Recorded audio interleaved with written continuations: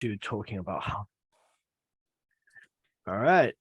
And take this chance to actually start talking about how to use the stage. Now, first things first, when we're talking about the stage, there are a few other things that we do definitely want to consider, and that is to do with the structure and narrative of the message and speech that you're about to deliver. So when we're talking about structure, we're talking about beginning, middle, and end. So that's the first thing to think about. And then in terms of the narrative, we're thinking about the sections of the story as well as the characters, or maybe even just the points of interest of your speech, where you want to draw special attention to in your delivery. Namely, also parts that deserve a lot more attention and may actually form the takeaway message for your audience. Now, first things first is we want to think about where we are on the screen. Why are you at that particular spot in the screen? It might be there so that you could actually look closer to the camera, but also if you're looking closer to the camera, you may be restricting the amount of space that you have. You may be comfortable where you're seated, but the thing is, what I'm doing right now with my hand, you might be able to tell from my arm that it's moving, but you can't actually see what my hand is doing. So take a moment to actually think from your audience's point of view. And one of the biggest boons to your delivery is actually your own screen, so you can actually see yourself. Say right now, Ka-Ho, it is a beautiful view that we have of where you are, and it is perfect for a formal presentation. However, if you are looking for a more emotive delivery, you're going to need to move a little bit further back from the screen so that you actually allow yourself a little bit more space to move around. One of the key things as well is also to not just think about the camera, but the camera angle, because right now, as you might be able to tell, the camera is actually seated above me and looking down at me. So while it is incredibly flattering for my slightly bloated face, it is not actually very conducive in terms of what the linkage and connection to the audience. So I'm not actually looking straight at you. So when it comes to something a little bit more effective, you want something that is a little bit more direct. In saying that, you can definitely play around with the camera angles. Sorry. I am trying to find the right ones. So when we're talking about playing around with camera angles, I'm going to use a few little examples with us. So first things first, beautiful, beautiful movie, Amelie, thinking about how you can use that angle to convey your position in relation to the audience. Maybe if you're coming in closer, as Amelie is in this picture, to actually convey maybe a bit of vulnerability, a little bit of intimacy with the audience, where you're a lot closer into the move, closer into the camera. And then on the flip side, from a completely opposite angle, from the poster of the boys looking down from a high angle and far away, where you can actually convey a sense of power and authority, but also be careful with something like that because it could come across as condescension. So that is something you can actually consider playing around with and could actually use for great effect depending on different parts of your delivery and what that specific part of that story may be. Now, that's why when it comes to that, I would highly, highly recommend, as you are drafting out the speech as well, is to actually start having notes on the side as well. What is the emotion that you want them to feel? And then from there, also think about how you can move across the stage, move across the screen.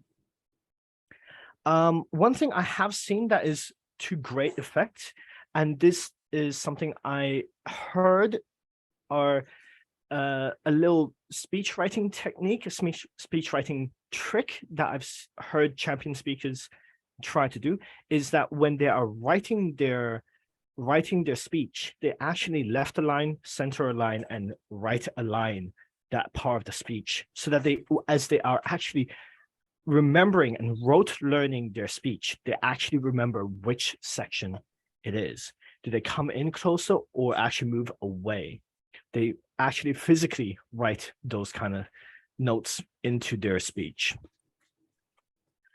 So in a way, this is called blocking out your script so that you can actually see in your script how you are supposed to move across the stage. Now, where else do we go from here? Now, I've talked about moving a lot as well, but move with a purpose. Otherwise, it's going to end up being very, very distracting because, say, for example, as I am right now, how I move around a lot could actually end up being a little bit distracting, especially if I start just shifting my hands around, and even more so with a virtual background or even with a blurred background, because you could actually end up having parts of the background coming into focus and in and out of focus. Also, with regards to this movement note, less is more. You could be very theatrical, very bombastic with your delivery. And that is sometimes very, very useful, especially if you want to exaggerate a certain point in your story. But if you actually take it down a little bit and actually come a little bit closer, you can actually convey a sense of tenderness. So that's, again, something to consider in relation to the story and narrative that you're trying to deliver. So very much when it comes to your speech, really, really consider what kind of emotion and what kind of feeling you want to convey to the audience. Something I would also like to challenge you with is to really think creatively how to actually illustrate a certain point. Say, for example, if I remember correctly, we were mentioning how when you were moving from America back to Hong Kong, how you can actually convey this on the screen in terms of the great distances involved, or maybe from that distance, how you actually form the bridge between two very disparate and very different cultures. So that's something you can actually play around with and consider. But in saying that, you also need to find what is your style of delivery. Something else I would also think about, because of the geographically large location that you're working with, is to use the stage or the screen as a map so that you are moving across the screen and across the stage, so to speak, so that you are actually illustrating the different parts of your story. You could alternatively use that as a chronological map in terms of how you move across as you move from the past to the present, and then maybe into the future as well. Again, very much depending on what you want to, where you want to actually take the audience. Something I would like to commend already is I've noticed you've moved yourself into another room. And I'm going to take that in this new room, you're going to have a little bit more space where you can actually move back and allow yourself the space to actually, so that we can actually see the hands that we were not able to see as much of in the last speech. And maybe even consider if you could raise the camera a little bit higher, you could actually stand and face the camera straight on so that you could actually look straight at the audience. Because say, for example, if you've been seeing, I've been looking off screen every now and then to see my notes, but something is just that little bit different when I'm looking directly at the camera instead, not even looking at myself, but looking at the camera and looking almost seemingly straight into your eyes. So that's something also you might want to consider and think about when it comes to not just thinking about the stage and screen, but also how you interact with the camera, because instead of looking at faces, you're actually the most effective connection that you can have is straight at the camera itself. And that's, I find focusing on the red dot next to the webcam very, very useful, but I don't know what your setup is like. Play around with it. And every now and then maybe flick down and have a look at your own screen as well to see how you look, so that you are able to see how you might be presenting yourself to this to the screen audience. I'm not sure how much time I have with this because I've basically covered everything that I've written down as notes so far. Thank you, Hagen. You had 10 Yeah. minutes to use, and you've used about 8 minutes of those. So if you want two more Nice. minutes, you can use it, or you can stop here, whichever you desire. I think at this point, Kaho, since we're going to hear from you in a bit, how about we use those extra 2 minutes for evaluation so we can actually dive a little bit deeper into the evaluation. And Bruce, I see you're unmuted. Would you like to jump in? Well, I just had just a couple of real small points on top of your Please. your presentation. Kaho, he talked about distance and elevation of the camera. The one thing he did not talk about was headspace. As you can see, when I move closer, my head gets closer to the edge of the frame. So you have to be, just look at the other the other 5 participants. Patty's is a bit much. Vixen's is okay. But anyway, so there's 3 elements: distance, height, and also the headspace. And Hagen, the question I had for you, when you were talking about the 3 areas of text, were you talking about basically like 3 columns, basically a close column, a medium column, and then a far back column? Is that what you were trying to get across? I hadn't heard that before. Oh, so when it comes to blocking the script, people, the ones that I've seen so far have been only left, right, and center in terms of like moving across the stage. Oh, okay. I follow you.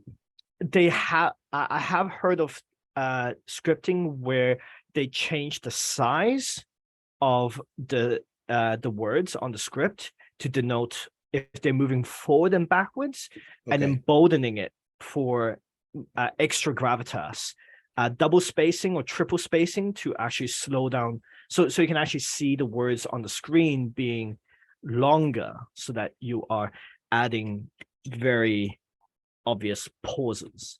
What I have done, Kaho, to make it even more simpler, is just put those special, I guess you call them annotations, smile, gesture. I just put those in a larger font with square brackets in my notes as I'm learning to do the speech, like, gestures, or, just write it out.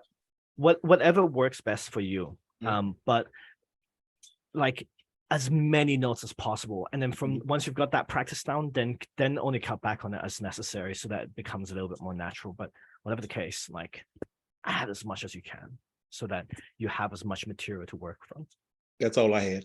Yeah, thank you very much, Bruce. Yeah. Very well done, Hagen. I liked your word bombastic, and I also like that about midway through, I think you were going to talk about, you said, now we'll talk about some challenges, but you took a pause. It was a little longer pause than usual, but I like that because it kind of broke up and made everybody that may have been drifting off doing something else like, oh, he quit talking. I need to start listening again.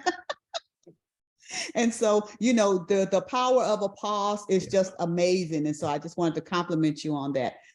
We're going to let Kaho speak, but before he speaks, Vixen, I'm going to ask you to be his evaluator. So if you'll listen intently, I mean, we can all evaluate him, but she's our constructive feedback person. And so we're going to let her put her work in action. And then Carmen, I know that originally Kaho said that he would probably use the title Be the Bridge. Have you thought of any other titles that may be fitting based on the speech that he's already given? And you can answer that after he gives this speech, but have you been thinking about speech titles? Okay, I think I will think further about it. Okay. Bruce, are you able to time Kaho? Do you have your virtuals? Okay. So right now we will have Kaho speak on Be the Bridge. Be the Bridge, Kaho Lamb.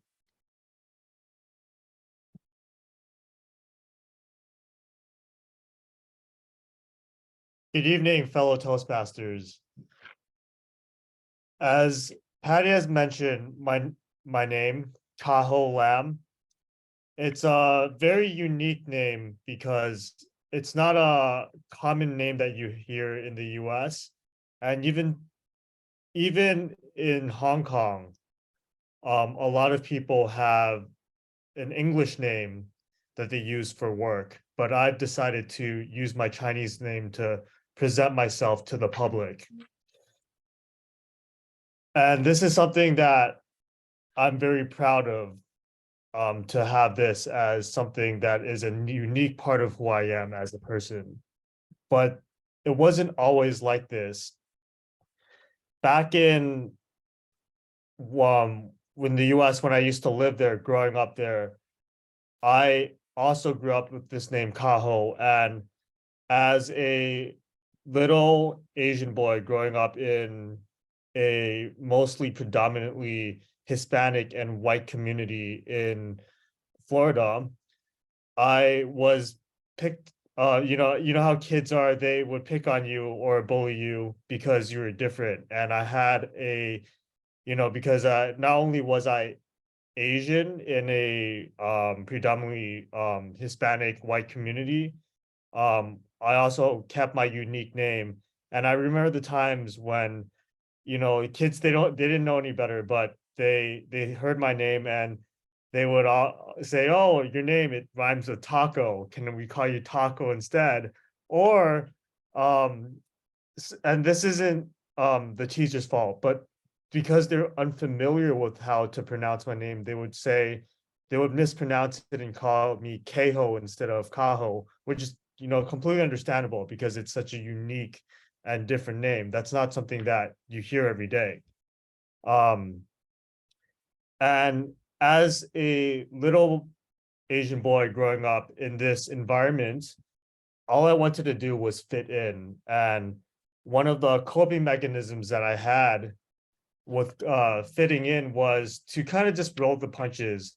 I was lucky enough as and kind of just make jokes with how I was being treated differently. And that was a way for me to cope with it, just to joke around, to have fun, because it was a lot better than just being angry or upset about it. And over time I had done that throughout my early childhood years. And I remember at one point though, I really was at a point where I was thinking, oh, and this was in high school, should I change my name to something that's more Western so I can fit in more? And I thought, oh, why not give myself my name Kyle? It sounds similar to Kaho. And, that's a very easy transition. It's not too far reaching. But I had really good friends at the time that have known me for many years, and they've always known me as Kaho. And I remember my good friend Christian telling me that no, you shouldn't change your name. You should keep your name for what it is because it makes me unique. And he was the biggest reason for me to keep my name in high school, and I've kept it since. Over the years, I've carried this name forward to meet many new people. I came back to Hong Kong with it, even in a work environment where a lot of the Chinese, local Hong Kongers working at my company, they actually would have an English name, and they always have asked me questions like, "Oh, why is it that you don't have an English name? Like you should just have one." But nowadays, I've learned over my experience to be really proud and accepting of who I am, and right now I'm very proud to say, you know what, I don't need an English name. Like I'm very proud of the Chinese name that was given by my parents, and it actually makes me who I am. And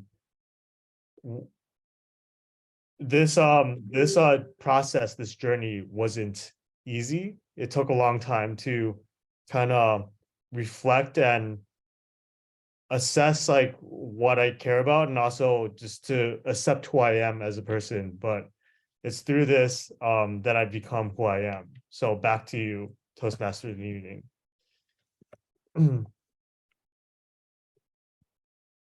Thank you so very much, Kaho. Bruce, will you give us the time? I recorded 5:05. Thank you so much.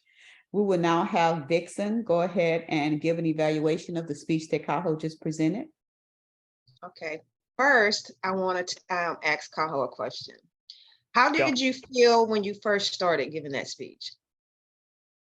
You know, I felt a bit uneasy because this is a very big difference in the speech that I gave a couple of weeks back.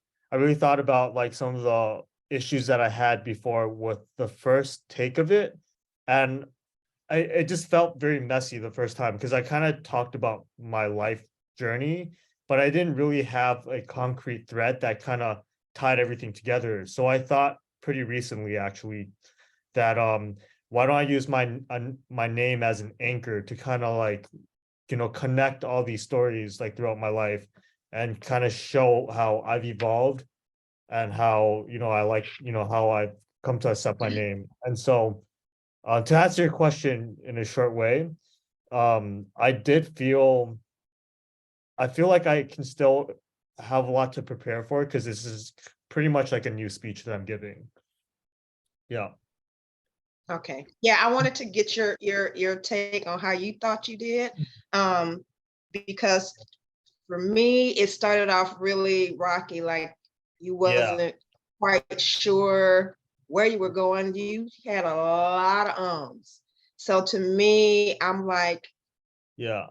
where's he going with this story? So to me, Mhm. it could be a little bit more cohesive. Yeah. Yeah, you didn't seem very comfortable. It seemed like your nerves took over. Like, No, it's very true. Yeah.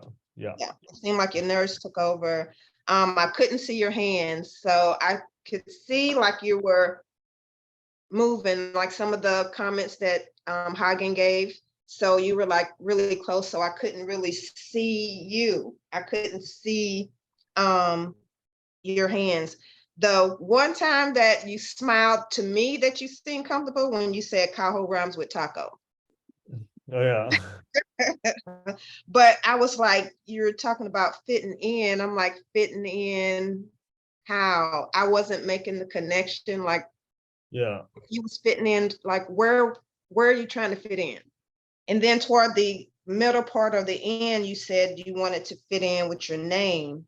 But like I didn't understand like how does that make you feel? Where were you trying to fit in? How were you trying to fit in? I Right. wasn't, to me, I wasn't making a connection toward the end when you said you wanted to fit in with having an English name. So I didn't really understand where you were going with it until the end. So I think you probably need to work on it more to make it more cohesive because I Mhm. really wasn't following the story of where you were trying to fit in. For Okay. me. Someone may have more constructive, but I can tell you were nervous and Yeah. I definitely was. yeah, that's why I wanted to ask you how you felt because I can tell I was like, okay, he's starting off, the nerves was like right from the beginning, Yeah. he had the nerves. So, and it was a lot of so I was like, did he write down the speech? Or you thinking of it as you were going, as you were, you know, as you were going through it, like you were trying to think of things to say. That's how it came off. Mhm.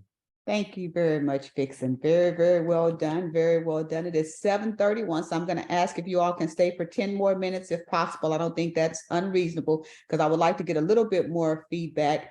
I will say one thing is that when you're judging for competitions, your arms and your ums and things of that nature are not counted. However, they are very important because if you have too many ahs and ums, the judge is going to totally, again, check out and they're not going to be paying attention to what you're saying because this is kind of like they're going to get caught up in the ahs and ums. You do need to really be mindful of the ums and ums, but I definitely agree with Vixen that you didn't seem nearly as confident as and are comfortable giving this speech as you have in the speeches in past. And so maybe just a little more intuitive connection, a little more cohesiveness, everything that she said, I have to agree with. Carmen, what kind of feedback do you have for Cajo's speech today?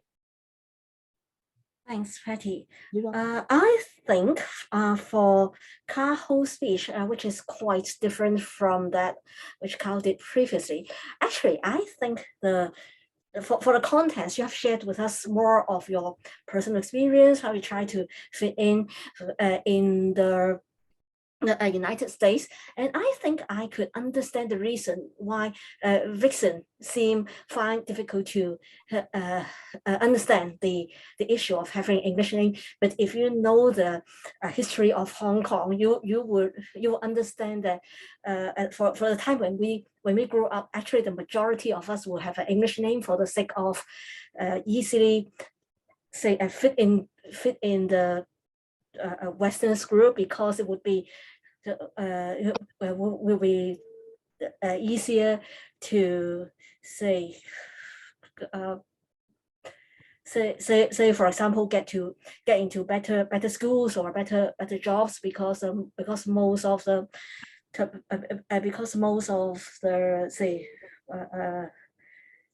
say shall we say better when you look for a better future, better job, probably we would try to fit into the Western group. So actually, for those who do not have an English name, would be a minority. So maybe a lot of people will be surprised. They say, "Hey, Kaho, why didn't you get an English name so that it would be easier to fit in?" So when Patty asked me whether we could come up a good title for a speech, I think something comes into my mind is like, say, what's in the name. You know the famous line from Shakespeare's play, meaning I think the message that Kaho wants to bring about is that the name itself is irrelevant. I think it is the value, the intrinsic value, which is the most important. I think my understanding is that this is the point that Kaho would like to make, right? So it doesn't really matter whether or not you have an English name. The thing is that your own value is crucial, is the most important. I think Kaho would like to, that's the point which Kaho would like to bring out from your speech. Well, and one thing that I would say is that if you're going to stay on this level of what's in the name, then you'll want to introduce the name earlier in the speech to where people can follow along. So it's like Kaho or Kao. Which should you call me, or what are you going to call, something along those lines, so that everyone who's listening will know that you're going to make a comparison between the two names and what the importance is of keeping the name Kaho or going with the westernized name of Kao. But you didn't introduce it until the end of the speech. And so for those who are listening, it's kind of like, wait, I got lost here a little bit, but good point, Carmen, giving some history and background would definitely enhance the speech a great deal. Bruce, what do you have on Kaho's speech? Oh, I noted, in addition to what Vixen stated, you did have some humor. I think once or twice, definitely once. You smiled, and she's already talked about the gestures. We're throwing a lot at you. Well, I say we throw a lot. We're throwing ideas at you. This speech seems different from the one you gave earlier. I would hope you have some type of script or notes. Taking this back to a PowerPoint or just a basic speech layout. I think this is what Hagen and also Carmen, what are the points you want to hit? Is it name? Is it bullying? Is it culture? Is it, trying to get a job? Whatever those, normally they say 2, 3, 4 points are, let those be your point, and then have like subsets, facts or storytelling under those points to try to zero this in, not zeroed in, but try to bring it in as we approach, what I guess less than 4 weeks. We're about 4 weeks. We've given lots of information, and it needs to start. I say it needs. I stopped saying that. You should try to start bringing it together so you can see the progress and see, where you are and where you're going, with the presentation. As far as the content, that's up to you, but it needs to be clear, or should be clear. It should be, oh, what else he's going to talk about? Oh, he's going to talk about this, this, and this. You may want to tell us, I'm going to talk about this, this, and this, or you may not. It just kind of depends on you. I think I'm rambling, so I'll stop. Hagen, what do you have? Thank you, Bruce. I was on the edge of my seat waiting to hear more about Christian, your friend, because I feel like that in itself, you telling the story of Christian, how he convinced you to not give up your name and actually use that as a chance to actually introduce, saying there going, hey, could you know me as Kaho, but there was a time I was this close to being called Kyle, this close, and I'll tell you why. And then you can actually develop the story about Christian and then how you built up from there. So you have homework. My homework to you is Ndini with Cyril Junior Dim, and also the second runner up. I need to look up his name. Look at both of their speeches because they both use a lot of character and actually have a very well developed character in both of their story, which is very, very condensed, as well as actually very clear progression on how they started and then how they actually delivered their core message. So I'll post both the links to both Ndini and I think this second runner up. I'll find the speech. I'll ping them both into the group. They're going to be around about 7.5 minutes to 8 minutes, 7 to 7.5 minutes each. So it's like 15 minutes of your time. Have a look through them twice, 3 times, as many times as you can to get it in your head and see how they do it. Write notes and see how they do it. So you get a feel for it. Okay, Thank thanks. you, Hagen. Kaho, what do you have? Yeah, thanks everyone for the feedback. I think, yes, I did have a lot of nerves in the beginning, and that's really because this was even though I really think the main topic of, trying to be the bridge or kind of be in between the East and West still stuck. I'm trying to add the element of tying my name as a thread to everything. And because of that really caused like a really different speech that was, so I definitely feel like it needs more refining and I'm going to work on that. I did watch Nadini. I've seen it a few times already, and it was actually an inspiration from that speech, but I haven't seen the other speech that you mentioned. So I'll definitely have to look into that as well and try to incorporate aspects of that as well. I'm trying to think. Yeah, I think what I'd really need to do now is just to focus on giving clear points and just refining at this point and just write a clear script for my speech. And then with that, just work and improve on it and keep tweaking. Yeah. This is what I would like to see you do. I think that this is my thoughts. I know Cindy wanted to give a presentation, and so we'll have one more meeting in order for Cindy to do hers. Carmen, if you Okay. come up with any additional titles, if you'll put it in the group for him. But Kaho, what I would like for you to do is to record your speech between now and next week, before our next meeting, and Yeah. send it to the group. Put that recording in the group. You can either download it to Google or YouTube. I don't care which platform you use. Yeah. But practice it, rehearse, practice, and then submit it to the group. And also, I had sent you a message last week that Toastmasters has a new system called Udly, which I actually practiced on Udly just to see how it was. And you actually record yourself giving a speech. And this program checks all the different analytics from your voice, from how many times you say if you repeat words. It actually gave some pretty valuable feedback. I was shocked because I was like, okay, here's a new program. Is it going to work? Is it not going to work? It Yeah. Artificial actually intelligence. works pretty good.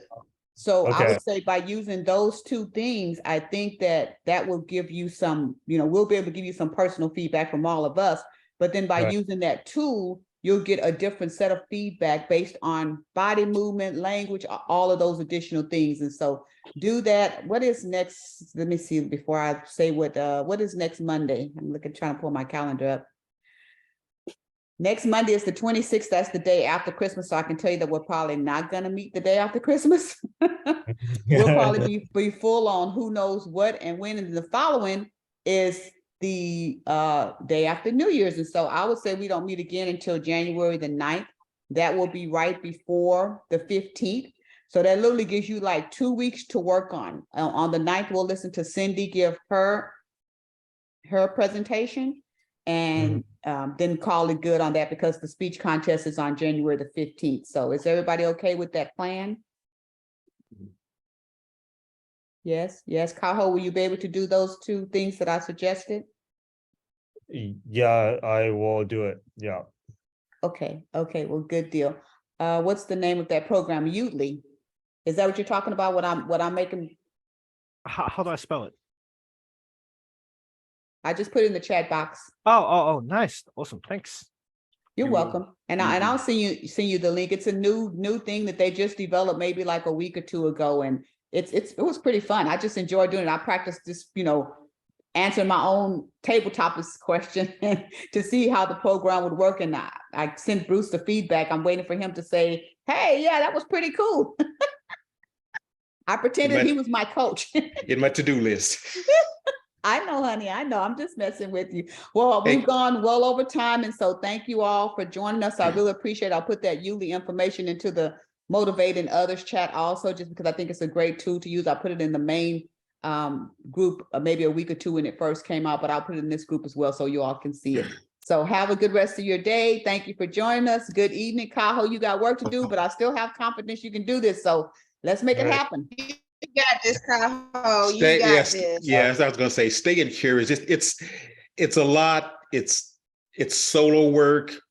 A lot of us have been in your shoes. It's boring, but keep your eyes on the prize and just enjoy the journey. Enjoy what you're gonna learn. If you come in first, if you come in 8th, that's something else. But just enjoy the learning process. Okay, will do. Don't stress out. Yeah. Thanks. Thank you, everyone. Take care. Thanks. I'll Bye. stop the recording.